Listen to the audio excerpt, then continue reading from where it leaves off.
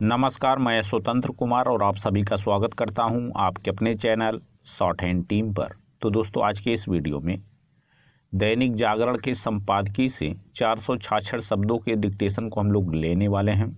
इसे हम 3 अलग अलग स्पीड में लेंगे। पहली बार में 70 की स्पीड में, दूसरी बार में 80 की स्पीड में, तो तीसरी और आखिरी बार में इसी डिक्टेशन को हम लोग 90 की स्पीड में लेने वाले हैं। अगर आपको इस डिक्टेशन के PDF की ज़रूरत है तो आप हमारे टेलीग्राम ग्रुप को ज्वाइन कर सकते हैं। ग्रुप का लिंक इसी वीडियो के ठीक नीचे डिस्क्रिप्शन बॉक्स में आपको मिल जाएगा। तो 70 की स्पीड में आपका डिक्टेशन स्टार्ट होगा। 5 सेकंड के बाद, तब तक के लिए आप रेडी रहें।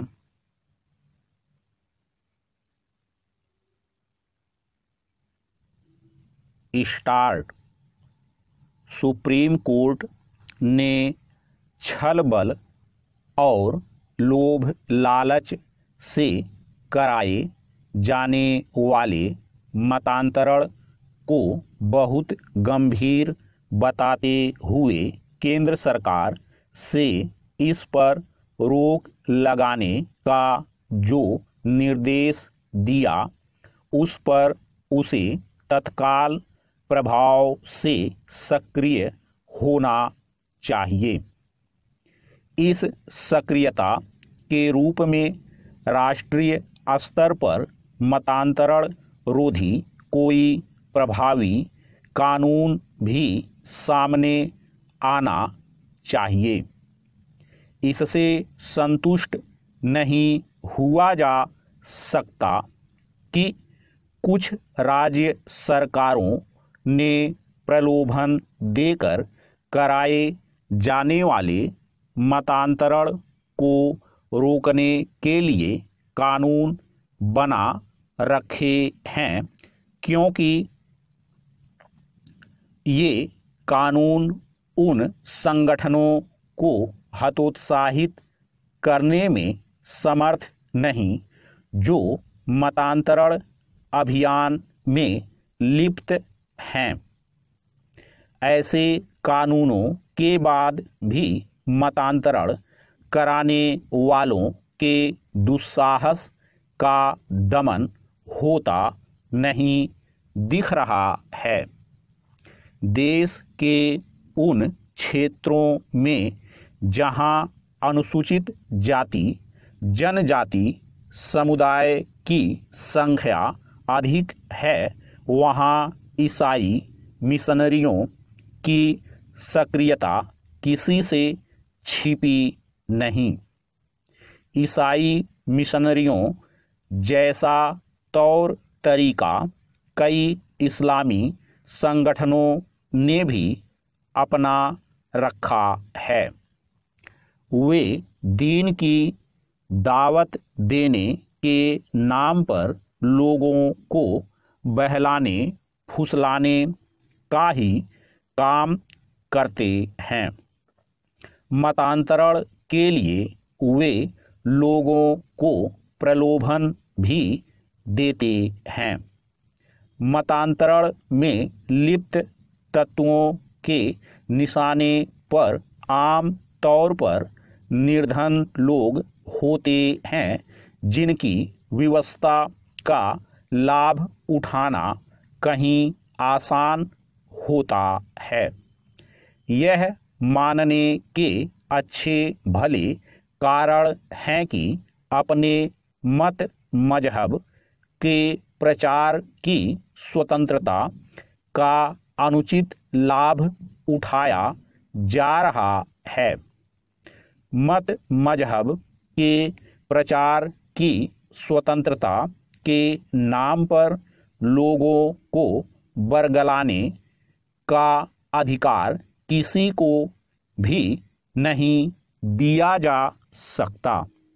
केंद्र सरकार इससे अनभिज्ञ नहीं हो सकती कि कुछ ईसाई संगठन किस तरह भगवा वस्त्र धारण कर गरीब आदिवासियों और दलितों को बरगलाने का काम करते हैं। पैरा। छल छद्म से कराए जाने वाले मतांतरण पर अंकुश लगाना इसलिए आवश्यक ही नहीं अनिवार्य है, क्योंकि जब देश के किसी क्षेत्र का सामाजिक ताना बाना बदलता है तो वहाँ राष्ट्रीय सुरक्षा के लिए गंभीर चुनौतियाँ पैदा हो जाती हैं। वास्तव में इसी कारण सुप्रीम कोर्ट ने यह कहा कि यदि छल कपट से होने वाले मतांतरण को नहीं रोका गया तो बहुत मुश्किल स्थिति पैदा होगी। ऐसी स्थिति देश के कुछ हिस्सों में पैदा भी हो गई है। इस मुश्किल स्थिति का सामना सरकार के साथ समाज को भी करना होगा, क्योंकि मतांतरण एक तरह से राष्ट्रांतरण की खतरनाक प्रक्रिया है। मतांतरण के माध्यम से समाज के सांस्कृतिक चरित्र को बदलने की जो कोशिश हो रही है वह राष्ट्रघाती है। केंद्र सरकार यह कहकर कर्तव्य की इतिश्री नहीं कर सकती कि उसने मतांतरण में लिप्त संगठनों पर अंकुश लगाने के लिए विदेश से चंदा लेने संबंधी नियम कानूनों में परिवर्तन किया है, क्योंकि तथ्य यही है कि इन नियम कानूनों से बच निकलने की कोई ना कोई जुगत भिड़ा ली जाती है। विदेश से चंदा लेने के नियम कानून वैसे ही होने चाहिए जैसे आतंकी फंडिंग पर लगाम लगाने के लिए बनाए जा रहे हैं। स्टॉप।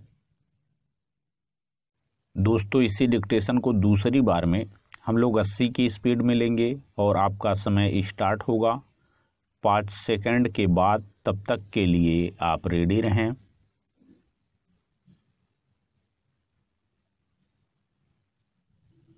स्टार्ट। सुप्रीम कोर्ट ने छल बल और लोभ लालच से कराए जाने वाले मतांतरण को बहुत गंभीर बताते हुए केंद्र सरकार से इस पर रोक लगाने का जो निर्देश दिया उस पर उसे तत्काल प्रभाव से सक्रिय होना चाहिए। इस सक्रियता के रूप में राष्ट्रीय स्तर पर मतांतरण रोधी कोई प्रभावी कानून भी सामने आना चाहिए। इससे संतुष्ट नहीं हुआ जा सकता कि कुछ राज्य सरकारों ने प्रलोभन देकर कराए जाने वाले मतांतरण को रोकने के लिए कानून बना रखे हैं, क्योंकि ये कानून उन संगठनों को हतोत्साहित करने में समर्थ नहीं जो मतांतरण अभियान में लिप्त हैं। ऐसे कानूनों के बाद भी मतांतरण कराने वालों के दुस्साहस का दमन होता नहीं दिख रहा है। देश के उन क्षेत्रों में जहां अनुसूचित जाति जनजाति समुदाय की संख्या अधिक है वहां ईसाई मिशनरियों की सक्रियता किसी से छिपी नहीं। ईसाई मिशनरियों जैसा तौर तरीका कई इस्लामी संगठनों ने भी अपना रखा है। वे दीन की दावत देने के नाम पर लोगों को बहलाने फुसलाने का ही काम करते हैं। मतांतरण के लिए वे लोगों को प्रलोभन भी देते हैं। मतांतरण में लिप्त तत्वों के निशाने पर आम तौर पर निर्धन लोग होते हैं, जिनकी व्यवस्था का लाभ उठाना कहीं आसान होता है। यह मानने के अच्छे भले कारण हैं कि अपने मत मजहब के प्रचार की स्वतंत्रता का अनुचित लाभ उठाया जा रहा है। मत मजहब के प्रचार की स्वतंत्रता के नाम पर लोगों को बरगलाने का अधिकार किसी को भी नहीं दिया जा सकता।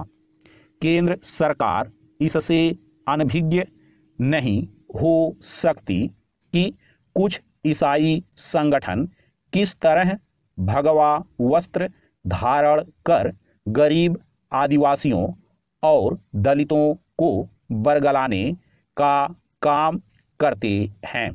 पैरा छल छद्म से कराए जाने वाले मतांतरण पर अंकुश लगाना इसलिए आवश्यक ही नहीं अनिवार्य है, क्योंकि जब देश के किसी क्षेत्र का सामाजिक ताना बाना बदलता है तो वहाँ राष्ट्रीय सुरक्षा के लिए गंभीर चुनौतियाँ पैदा हो जाती हैं। वास्तव में इसी कारण सुप्रीम कोर्ट ने यह कहा कि यदि छल कपट से होने वाले मतांतरण को नहीं रोका गया तो बहुत मुश्किल स्थिति पैदा होगी। ऐसी स्थिति देश के कुछ हिस्सों में पैदा भी हो गई है। इस मुश्किल स्थिति का सामना सरकार के साथ समाज को भी करना होगा, क्योंकि मतांतरण एक तरह से राष्ट्रांतरण की खतरनाक प्रक्रिया है। मतांतरण के माध्यम से समाज के सांस्कृतिक चरित्र को बदलने की जो कोशिश हो रही है वह राष्ट्रघाती है। केंद्र सरकार यह कहकर कर्तव्य की इतिश्री नहीं कर सकती कि उसने मतांतरण में लिप्त संगठनों पर अंकुश लगाने के लिए विदेश से चंदा लेने संबंधी नियम कानूनों में परिवर्तन किया है, क्योंकि तथ्य यही है कि इन नियम कानूनों से बच निकलने की कोई ना कोई जुगत भिड़ा ली जाती है। विदेश से चंदा लेने के नियम कानून वैसे ही होने चाहिए जैसे आतंकी फंडिंग पर लगाम लगाने के लिए बनाए जा रहे हैं। स्टॉप। दोस्तों, इसी डिक्टेशन को तीसरी और आखिरी बार में हम लोग 90 की स्पीड में लेंगे और आपका समय स्टार्ट होगा 5 सेकंड के बाद। तब तक के लिए आप रेडी रहें।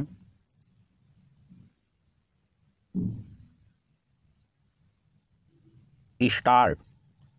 सुप्रीम कोर्ट ने छल बल और लोभ लालच से कराए जाने वाले मतांतरण को बहुत गंभीर बताते हुए केंद्र सरकार से इस पर रोक लगाने का जो निर्देश दिया उस पर उसे तत्काल प्रभाव से सक्रिय होना चाहिए। इस सक्रियता के रूप में राष्ट्रीय स्तर पर मतांतरण रोधी कोई प्रभावी कानून भी सामने आना चाहिए।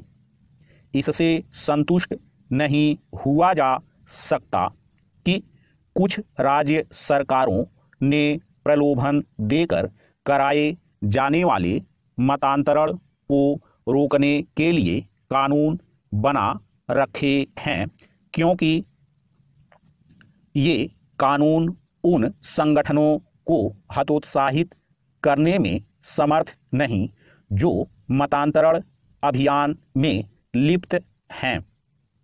ऐसे कानूनों के बाद भी मतांतरण कराने वालों के दुस्साहस का दमन होता नहीं दिख रहा है। देश के उन क्षेत्रों में जहां अनुसूचित जाति जनजाति समुदाय की संख्या अधिक है, वहां ईसाई मिशनरियों की सक्रियता किसी से छिपी नहीं। ईसाई मिशनरियों जैसा तौर तरीका कई इस्लामी संगठनों ने भी अपना रखा है। वे दीन की दावत देने के नाम पर लोगों को बहलाने फुसलाने का ही काम करते हैं। मतांतरण के लिए वे लोगों को प्रलोभन भी देते हैं। मतांतरण में लिप्त तत्वों के निशाने पर आम तौर पर निर्धन लोग होते हैं, जिनकी व्यवस्था का लाभ उठाना कहीं आसान होता है। यह मानने के अच्छे भले कारण हैं कि अपने मत मजहब के प्रचार की स्वतंत्रता का अनुचित लाभ उठाया जा रहा है। मत मजहब के प्रचार की स्वतंत्रता के नाम पर लोगों को बरगलाने का अधिकार किसी को भी नहीं दिया जा सकता। केंद्र सरकार इससे अनभिज्ञ नहीं हो सकती कि कुछ ईसाई संगठन किस तरह भगवा वस्त्र धारण कर गरीब आदिवासियों और दलितों को बरगलाने का काम करते हैं। पैरा छल छद्म से कराए जाने वाले मतांतरण पर अंकुश लगाना इसलिए आवश्यक ही नहीं अनिवार्य है, क्योंकि जब देश के किसी क्षेत्र का सामाजिक ताना बाना बदलता है तो वहाँ राष्ट्रीय सुरक्षा के लिए गंभीर चुनौतियाँ पैदा हो जाती हैं। वास्तव में इसी कारण सुप्रीम कोर्ट ने यह कहा कि यदि छल कपट से होने वाले मतांतरण को नहीं रोका गया तो बहुत मुश्किल स्थिति पैदा होगी। ऐसी स्थिति देश के कुछ हिस्सों में पैदा भी हो गई है। इस मुश्किल स्थिति का सामना सरकार के साथ समाज को भी करना होगा, क्योंकि मतांतरण एक तरह से राष्ट्रांतरण की खतरनाक प्रक्रिया है। मतांतरण के माध्यम से समाज के सांस्कृतिक चरित्र को बदलने की जो कोशिश हो रही है वह राष्ट्रघाती है। केंद्र सरकार यह कहकर कर्तव्य की इतिश्री नहीं कर सकती कि उसने मतांतरण में लिप्त संगठनों पर अंकुश लगाने के लिए विदेश से चंदा लेने संबंधी नियम कानूनों में परिवर्तन किया है, क्योंकि तथ्य यही है कि इन नियम कानूनों से बच निकलने की कोई ना कोई जुगत भिड़ा ली जाती है। विदेश से चंदा लेने के नियम कानून वैसे ही होने चाहिए जैसे आतंकी फंडिंग पर लगाम लगाने के लिए बनाए जा रहे हैं। स्टॉप।